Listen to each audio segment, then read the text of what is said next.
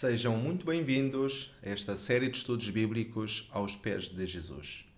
É com muito prazer que lhes dou as boas-vindas e esperamos que este estudo possa ser benéfico para todos aqueles que possam ouvir a palavra do Senhor. Vamos iniciar este estudo bíblico, mas antes de iniciarmos, vamos ter um momento de oração. Bondoso Deus e Pai Celestial, nós te louvamos neste momento e te agradecemos este privilégio tão grande que nos concedes a podermos estudar a Tua Palavra. Te rogamos que, com o espírito predisposto, sem preconceito e com vontade de analisar e de estudar e de aceitar a Tua Palavra tal qual como ela é, vamos a Ti, Senhor, rogando-Te que nos dês o Santo Espírito para que nos guie em todo o momento deste curso. Por Jesus te pedimos e agradecemos. Amém. Então, o estudo que temos reservado para o dia de hoje é o estudo número 15 e intitula-se A Maior Falsificação da História. Existem falsificações de todo tipo. Ciência, economia, arte ou literatura são apenas alguns exemplos. Infelizmente, também existem falsificações em assuntos religiosos.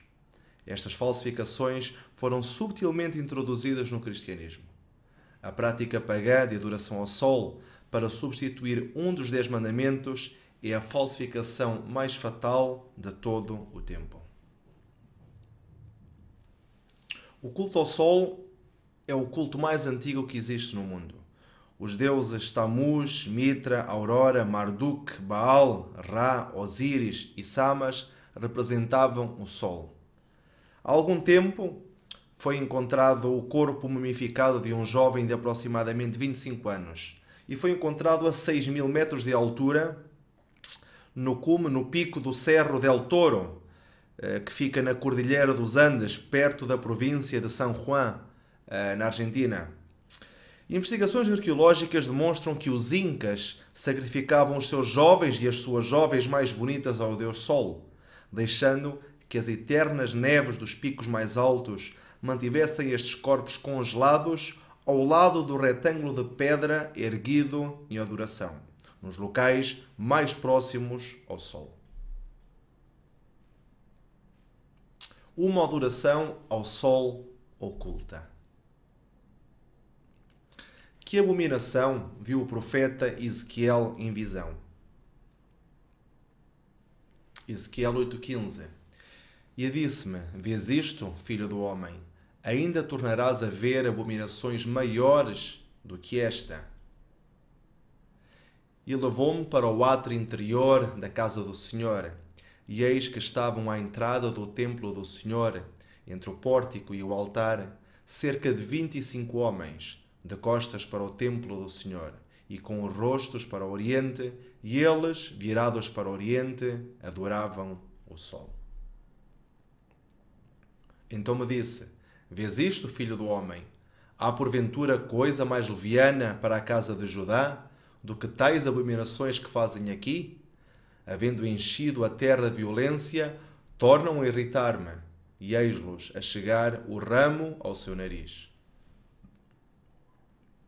Por isso, também eu os tratarei com furor. O meu olho não poupará, nem terei piedade, ainda que me gritem aos ouvidos com grande voz, contudo, não os ouvirei. Quem tratou de introduzir estes costumes pagãos no cristianismo e porquê? O imperador romano Constantino, que viveu entre os anos 280 e 337 d.C., observou que o poder político de Roma estava a enfraquecer devido à divisão entre os adoradores pagãos do sol e entre os cristãos. Então ele propôs unir estas duas grandes correntes ideológicas ao emitir o famoso Edito de Tolerância de Milão no ano 313 d.C., concedendo total liberdade de adoração aos cristãos. Isto fez com que os cristãos começassem agora a admirar o imperador, pois agora já não eram mais perseguidos por este, já não eram mais perseguidos pelo Império Romano, pois também Constantino, inclusivamente, se tinha convertido ao cristianismo. E para assegurar esta aliança e para precaver perseguições futuras, a Igreja primitiva cristã permitiu que costumes pagãos, vindos do Império Romano, começassem agora a ser introduzidos dentro do cristianismo. Um desses costumes foi precisamente a adoração ao deus Sol, Mitra. O domingo foi dedicado a esse deus.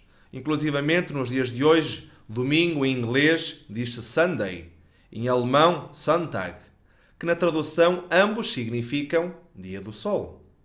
E para cumprir então o seu plano político, Constantino tornou-se cristão e instituiu o domingo, o dia do sol, como um sábado, em vez do sábado guardado pelos cristãos fiéis, para desta maneira confortar os antigos adoradores do sol. Com isto, multidões converteram-se ao cristianismo, trazendo infinitos costumes pagãos e apresentando-os agora à Igreja. O cardeal John Newman, no seu livro The Development of Christian Doctrine, escreve o seguinte: Eusébio diz-nos de diferentes maneiras que Constantino, a fim de recomendar a nova religião aos pagãos, transferiu para o cristianismo os costumes que estes tinham em suas religiões. O uso de templos dedicados a santos, as tradições humanas, lâmpadas e velas, ofertas para a restauração de doença, procissões, água benta, o voltar-se para o oeste, a adoração às imagens, tudo isto são de origem pagã. A Enciclopédia Britânica, na 9ª edição, no artigo Domingo, diz o seguinte: a documentação mais antiga da observância do domingo como uma imposição legal é o decreto de Constantino no ano 321 d.C. E decreta que os tribunais de justiça, os habitantes das cidades e o comércio em geral devem descansar no domingo, o venerável dia do sol, exceto aqueles que realizam trabalho agrícola. Como se introduziu a observância do domingo na Igreja? Nesta obra, que se intitula The Converse Catechism of Catholic Doctrine, a mudança do sábado é aceita e é dita por este cardeal de que maneira é que ela foi aceita. E ele é questionado, portanto, nesta obra, este cardeal, questionado sobre esta mudança do sábado para o domingo. Este cardeal recebeu a bênção apostólica do Papa Pio X a 25 de janeiro de 1910. E então ele afirmou, quando foi questionado sobre o assunto, a pergunta: qual é o dia de repouso? Ao qual ele respondeu: o dia de repouso é o sábado. A seguinte pergunta: por que observam o domingo em vez do sábado? Ao qual esse cardeal católico respondeu: observamos o domingo em vez do sábado, porque a Igreja Católica, no Concílio de Laodiceia, transferiu a solenidade do sábado para o domingo. Autoriza Deus que se mude a sua lei? Que perigo correm os que apoiam uma mudança na lei de Deus? Apocalipse 22:19. E se alguém tirar quaisquer palavras do livro desta profecia, Deus tirará a sua parte do livro da vida, e da cidade santa, e das coisas que estão escritas neste livro. O que não está permitido fazer com a santa lei de Deus? Eclesiastes 3:14. Eu sei que tudo, quando Deus faz, durará eternamente. Nada se lhe deve acrescentar e nada se lhe deve tirar. E isto faz Deus para que haja temor diante dele. Deus não muda a sua santa lei.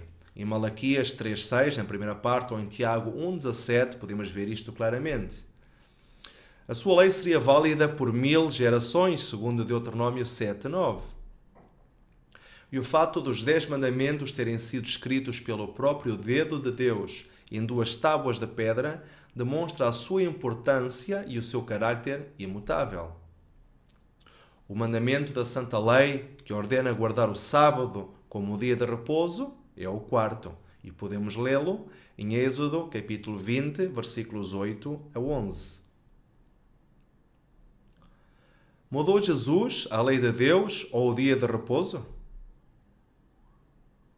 Mateus 5, 17 a 18, Jesus disse: Não cuideis que vim destruir a lei ou os profetas. Não vim abrogar, mas cumprir.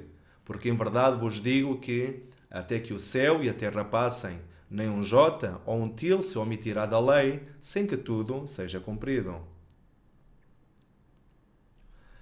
Segundo as profecias de Daniel, o que tentaria fazer um poder humano com a lei de Deus?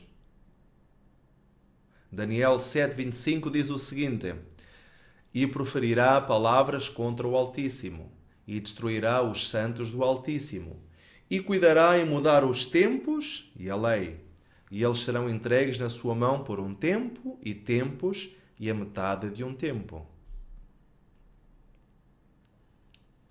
Aqui podemos ver um exemplo dos 10 mandamentos segundo a Bíblia e os 10 mandamentos segundo o catolicismo. E vemos que existem algumas diferenças, principalmente nesta tábua, nestes 4 primeiros mandamentos, que é a tábua do lado esquerdo dos 10 mandamentos. Vemos que, segundo a Bíblia, diz: Não terás outros deuses diante de mim. Segundo o catolicismo, diz: Amarás a Deus sobre todas as coisas. E aqui não há grande diferença. Mas o segundo mandamento diz: Não farás para ti imagem de escultura, nem alguma semelhança do que há em cima nos céus, nem embaixo na terra, nem nas águas debaixo da terra. Não te curvarás a elas, nem as servirás. Porque eu, o Senhor teu Deus, sou Deus zeloso, que visita a iniquidade dos pais nos filhos, até à terceira e quarta geração daqueles que me odeiam. E faço misericórdia a milhares dos que me amam e aos que guardam os meus mandamentos. Segundo o catolicismo, este mandamento já não existe, foi retirado. E então o mandamento que se encontra agora é: não tomarás o nome de Deus em vão. Que em realidade este corresponde ao terceiro mandamento, segundo foi escrito pelo dedo de Deus, que diz: não tomarás o nome do Senhor teu Deus em vão, porque o Senhor não terá por inocente o que tomar o seu nome em vão. E então, como terceiro mandamento, o catolicismo introduziu agora: santificarás as festas. Nestas festas são estas famosas procissões, aonde se adoram imagens, aonde se adoram esculturas. E nós vemos que os mandamentos, segundo foram escritos pelo dedo de Deus, diz para não se fazer imagem de escultura de nada do que está nos céus, nem na terra, nem nas águas.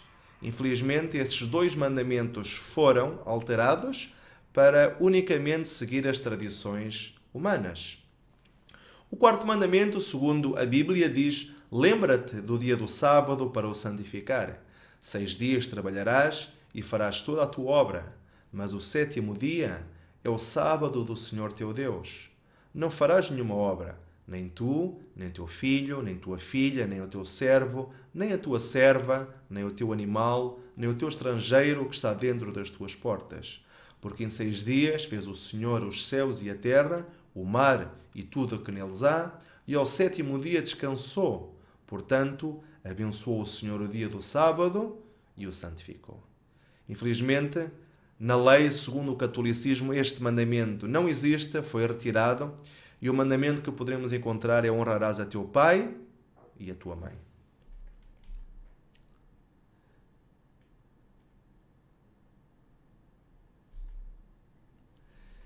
Que este mandamento, em realidade, refere-se ao 5º mandamento, segundo a Bíblia, que diz o seguinte: honra teu pai e a tua mãe, para que se prolonguem os teus dias na terra que o Senhor teu Deus te dá.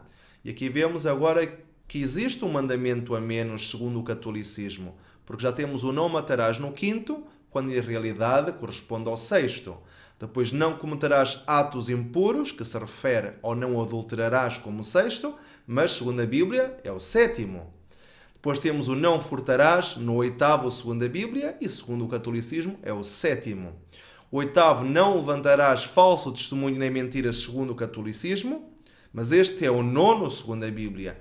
E na Bíblia o último mandamento é: não cobiçarás a casa do teu próximo, não cobiçarás a mulher do teu próximo, nem o seu servo, nem a sua serva, nem o seu boi, nem o seu jumento, nem coisa alguma do teu próximo. Mas como faltava um mandamento, segundo o catolicismo, para completar os 10 mandamentos, o que fez o catolicismo foi dividir este 10º mandamento, segundo a Bíblia, segundo os originais que existem, em 2 mandamentos. E então colocaram o 9º mandamento como não desejar a mulher do próximo e o 10º não cobiçar as coisas alheias. Portanto, estes 2 mandamentos, segundo o catolicismo, é uma divisão, em realidade, o 10º mandamento existente nas Sagradas Escrituras e nas tábuas da lei escritas com o dedo de Deus. A Igreja Católica acredita que tem esse poder de fazer esta alteração do sábado para o domingo. Stephen Keenan, um padre católico, escreveu o seguinte: se não tivesse tal poder, não poderia ter feito o que todos os estudiosos modernos da religião concordam. Não poderia ter substituído a observância do sábado, 7º dia da semana, pela observância do domingo, 1º dia da semana. Uma mudança para a qual não existe autoridade bíblica. Esta citação encontra-se no livro Doutrina do Catequismo, página 174. Portanto, eles são os próprios que dizem que não existe autoridade bíblica para esta mudança. Portanto, o sábado é o selo da autoridade divina, enquanto que o domingo é um selo de autoridade humana. Vamos analisar agora 8 textos bíblicos da Bíblia que mencionam o 1º dia da semana. É interessante porque o 1º dia da semana, que se refere ao domingo, a palavra domingo nem sequer se encontra na Bíblia. Na Bíblia falava-se 1º dia antes do sábado, 2º dia antes do sábado, 3º dia antes do sábado, 5º dia antes do sábado, 6º dia antes do sábado e sábado. Portanto, nos escritos bíblicos não se atribuíam nomes aos dias a não ser ao sábado. Portanto, a palavra domingo, nos originais da Bíblia, nem sequer existe. Mas existe sim 8 textos bíblicos que mencionam o 1º dia da semana. Agora, será que estes 8 textos bíblicos falam de alguma mudança de dia de repouso? Ou seja, do 7º dia, que é o sábado, para o 1º, que é o domingo, conforme nós temos hoje em dia no nosso calendário? Vamos ver. Vamos analisar isto segundo um templo. O templo de defesa do domingo. Então existem estes 8 pilares, estes 8 textos que falam sobre o 1º dia da semana. Essa tradição humana, esse selo humano, esse selo da autoridade humana que as pessoas defendem, muitas, que hoje então esse 1º dia da semana ou o domingo é o dia de descanso. Vamos analisar estes 8 textos e ver se este templo do domingo se consegue manter-se em pé ou se cairá em ruínas. O primeiro texto que vamos analisar então é Mateus 28:1, que diz o seguinte: e no fim do sábado, quando já despontava o 1º dia da semana, Maria Madalena e a outra Maria foram ver o sepulcro. Portanto, faz uma referência ao 1º dia da semana, mas não nos dá nenhum sinal de que este 1º dia da semana seria agora celebrado como o dia de descanso. Portanto, esse prumo, esse pilar, nós temos que o tirar do templo do domingo porque não defende. O segundo encontramos em Marcos 16:2, que diz o seguinte: e no 1º dia da semana foram ao sepulcro de manhã cedo, ao nascer do sol. Portanto, é um texto paralelo àquele que lemos anteriormente, e diz novamente o 1º dia da semana, mas não nos fala em mudança nenhuma. O terceiro texto é Marcos 16:9, que diz o seguinte: e Jesus, tendo ressuscitado na manhã do 1º dia da semana, apareceu primeiramente a Maria Madalena, da qual tinha expulso 7 demónios. Novamente temos uma referência ao 1º dia da semana, mas não há nenhuma autorização divina para que esse primeiro dia da semana passe a ser agora o dia de descanso. Portanto, este pilar do templo do domingo também já ruiu. Vamos a outro texto, Lucas 24:1.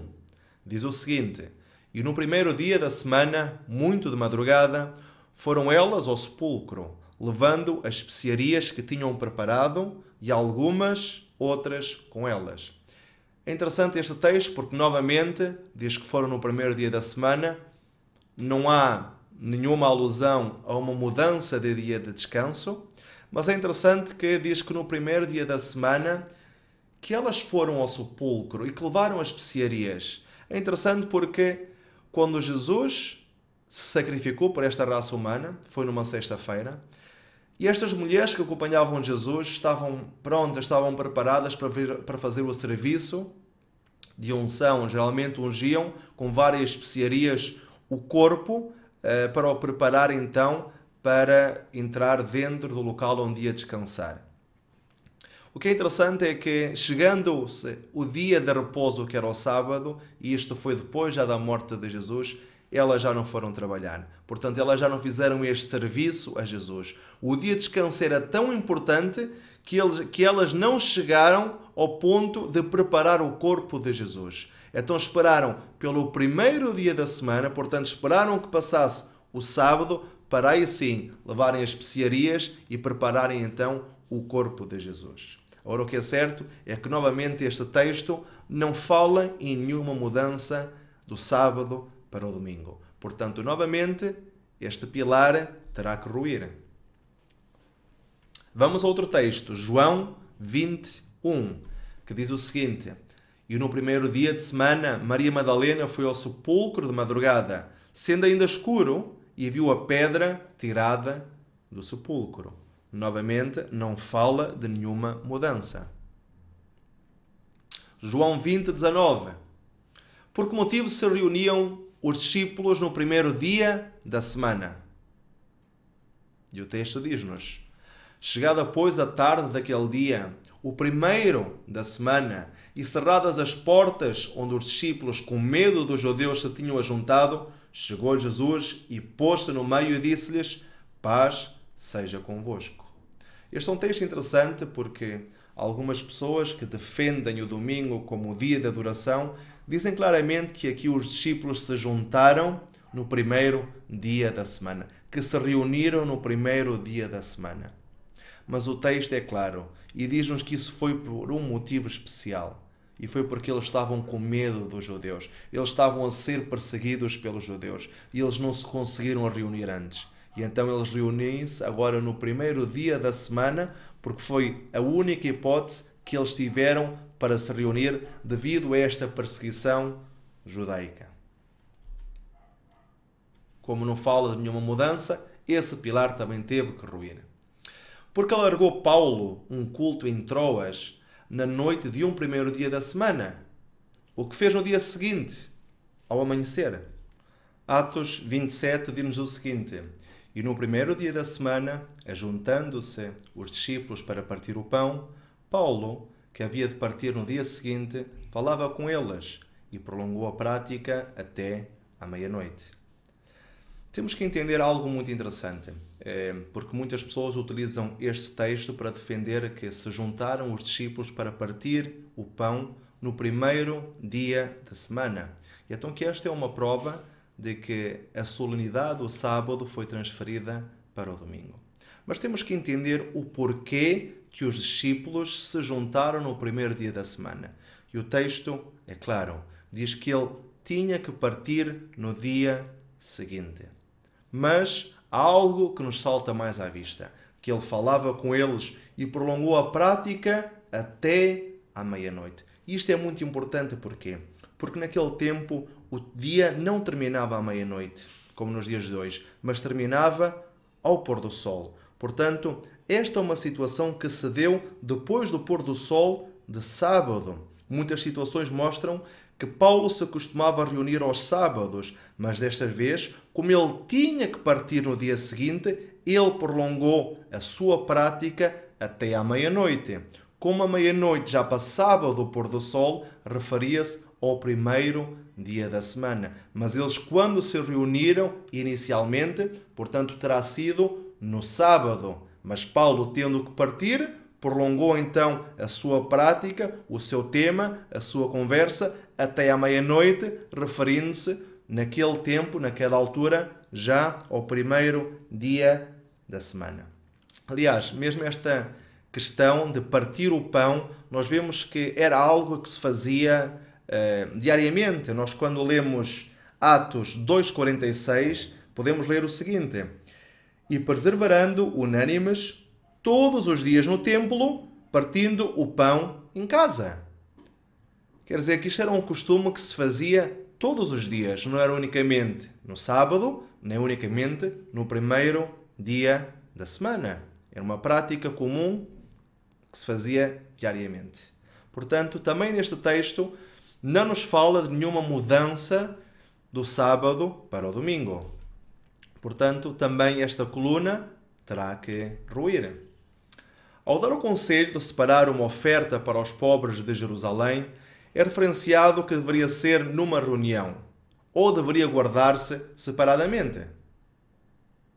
1 Coríntios 16:2 diz o seguinte: no primeiro dia da semana, cada um de vós ponha de parte o que puder ajuntar, conforme a sua prosperidade, para que não se façam as coletas quando eu chegar. Portanto, Paulo não queria que estas coletas fossem feitas no dia que ele chegasse, que possivelmente seria no dia de preparação, sexta-feira, e então não queria estar ocupado com tanta coisa para depois preparar o santo sábado. O que é certo é que, novamente, o texto não refere nenhuma mudança do sábado para o domingo. Portanto, também esta coluna do templo do domingo terá que ruir. E ficamos unicamente com uma coluna, que é Apocalipse 1:10. E Apocalipse 1:10 diz o seguinte: eu fui arrebatado no Espírito no dia do Senhor, e ouvi detrás de mim uma grande voz como de trombeta. O texto fala do dia do Senhor, e há muitas pessoas que se referem a este dia do Senhor como sendo o domingo. Interessante, porque Jesus diz precisamente que se refere ao sábado. Nós, quando lemos Mateus 12:8, diz o seguinte: porque o Filho do Homem, até do sábado, é Senhor. Portanto, qual é o dia do Senhor? Jesus disse-o, é precisamente o sábado. E este texto tampouco fala de uma mudança do sábado para o domingo. Portanto, esta coluna também terá que ruir, e infelizmente, ou felizmente para a verdade, o templo do domingo, a tradição humana, teve que ser destruída. Não existe nenhum texto bíblico que mostre que se deve guardar o primeiro dia da semana. O cardeal católico Gibbons escreveu: podem ler a Bíblia desde o Gênesis até o Apocalipse e não encontrarão nenhuma única linha que autorize a santificação do domingo. As Escrituras ordenam a observância do sábado, dia que nós não santificamos. A noção de uma substituição formal do primeiro dia em vez do sétimo da semana não tem base alguma, nem nas Sagradas Escrituras, nem na Antiguidade. Existia e existe um mandamento enquanto a guardar como santo, o dia sábado. Mas esse dia, sábado, não era o domingo. Podia dizer-se, no entanto, e com certo ar de triunfo, que o sábado foi transferido do sétimo dia ao primeiro. Onde pode encontrar-se o registro de tal transação? Não no Novo Testamento, pois ali não há absolutamente nada a respeito. Isto foi escrito pelo Dr. Edward Hickox, autor do Manual Batista. Vejamos agora algumas perguntas relacionadas com o sábado. Como sabemos que o sábado atual é o mesmo que Deus santificou na criação? Não houveram, por acaso, mudanças de calendário? Se tomamos os calendários cristão, oriental, maometano, copto ou judaico, comprovaremos que o ano é diferente mas o sábado coincide em todos. O calendário juliano data do ano 400 a.C. e foi instaurado ou implementado pelo imperador romano Júlio César. Este calendário foi alterado no ano 1582 pelo Papa Gregório XIII e passou a ser chamado calendário gregoriano. E este é o calendário que nós usamos atualmente. Agora, quando foi verificado que astronomicamente havia uma diferença no início da primavera, alterou-se o calendário em 10 dias. Na quinta-feira, 4 de outubro de 1582, as pessoas foram dormir à noite e quando amanheceu, era sexta-feira, 15 de outubro. Mas o que é interessante é que a ordem dos dias não se alterou. Portanto, o sétimo dia que se guarda atualmente continua a ser o mesmo dia semanal desde a criação. Ora, existem duas provas que demonstram que é o mesmo dia da criação. A primeira que queríamos referir é o milagre do maná. Este milagre que se efetuou no deserto enquanto o povo de Israel vagueava pelo deserto à espera da sua preparação espiritual para entrar em Canaã. Durante este período, Deus sabia perfeitamente que dia tinha santificado. E o que é interessante é que na sexta-feira, uma dupla quantidade de maná caía. Mas no sábado, não caía nada no céu. E se no outro dia de semana, imaginemos do segundo dia da semana para o terceiro, se as pessoas recolhiam uma dupla porção de maná, o que era interessante era que no dia seguinte este maná estava podre. Mas de sexta para sábado isto não acontecia.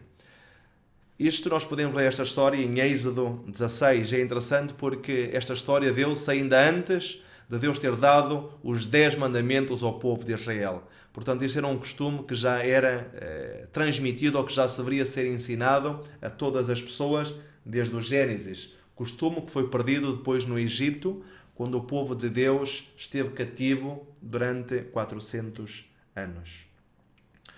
Outra prova que queríamos abordar também foi a própria vida de Jesus ou o seu exemplo.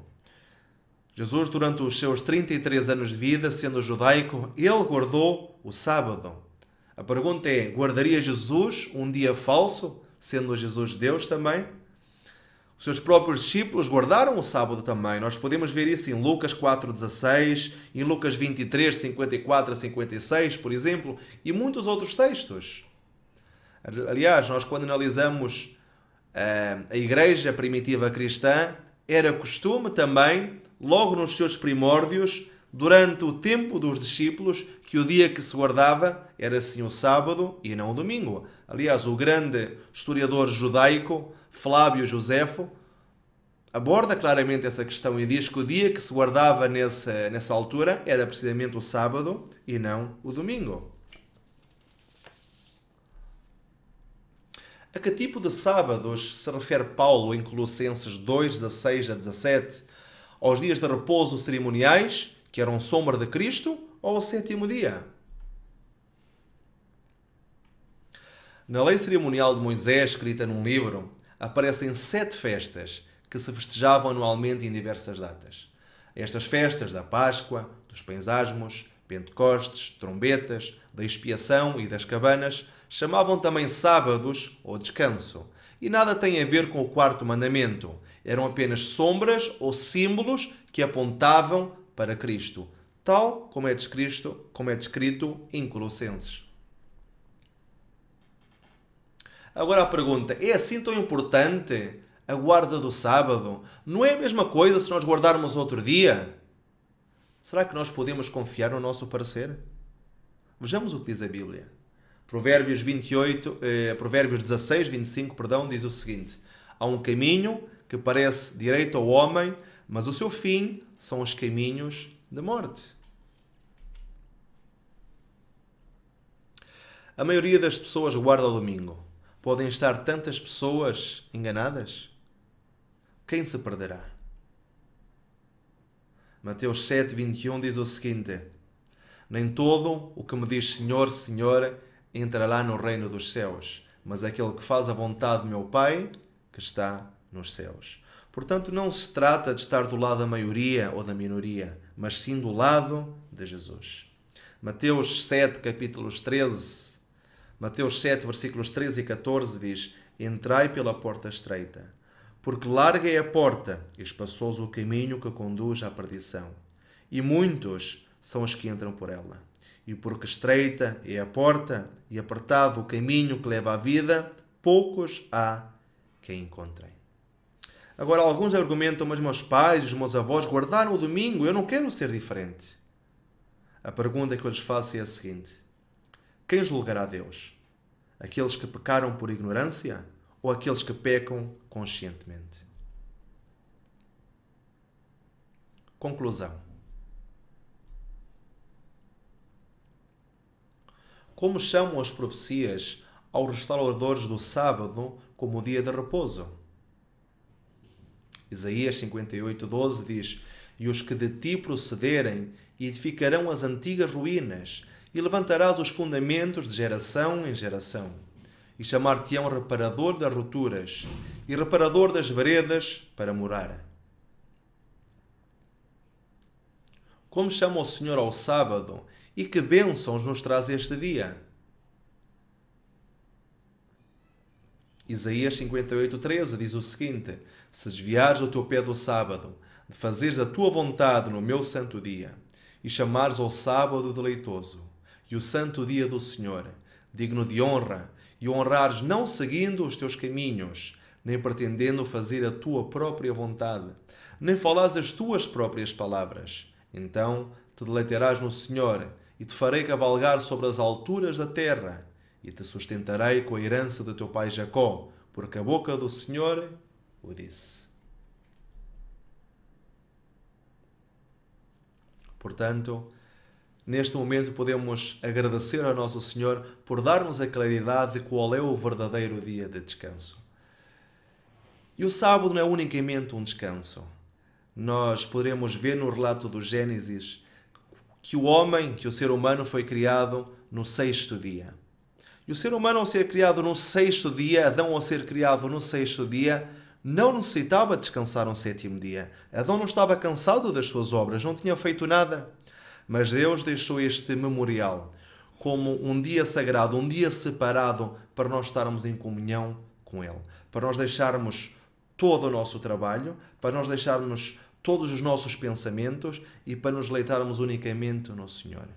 Portanto, queira o nosso Senhor ajudar-nos para vermos este dia sagrado desta maneira e darmos a honra que merece ao nosso Pai Celestial, porque neste dia é o dia que nós o reconhecemos como Criador, porque assim diz o mandamento: em 6 dias fez Deus os céus e a terra e tudo aquilo que neles há. Portanto, é o dia que nós reconhecemos o nosso Pai Celestial, que nós reconhecemos Jesus como o nosso Criador. Portanto, que o nosso Senhor nos possa ajudar, nos possa abençoar e nos ajude a entendermos este tema que é tão simples, mas que muitas pessoas adulteram tantas vezes. Em nome de Jesus, amém.